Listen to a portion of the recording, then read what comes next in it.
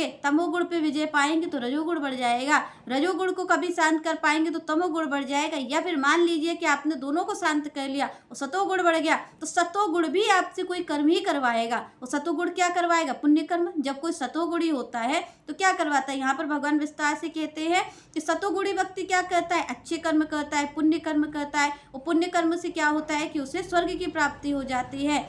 और रजोगुण क्या करता है? रजोगुण, क्योंकि आप कार्यशील हैं तो भगवान कहते हैं फिर इस मृत्यु लोक में आना पड़ता है आपको। और तमोगुण नरक की प्राप्ति करवाने वाला है। यहाँ पर इसीलिए भगवान ने संकेत करके कहा ये तीन ही चीजें हैं। भगवान ने कहा एक तो अनिष्टम, जो आपको ले जाने वाली है नरक के द्वार, इष्टम भगवान कहते हैं जो कि स्वर्ग आपको ले जाएगी। पर यहाँ पर भगवान ने कहा मिश्रित, यहाँ पर तीनों की चर्चा कर दी। भगवान ने तीनों गुणों की बात कह दी कि इससे ही सुख दुख की प्राप्ति होती है। और केवल आप ये मत समझो कि जो सुख दुख की प्राप्ति है वो इसी काल में हो रही, इसी मृत्यु लोक में हो रही। भगवान कहते हैं वहां पर भी होगी जा करके, चाहे आप स्वर्ग पहुंच जाओ चाहे नरक पहुंच जाओ।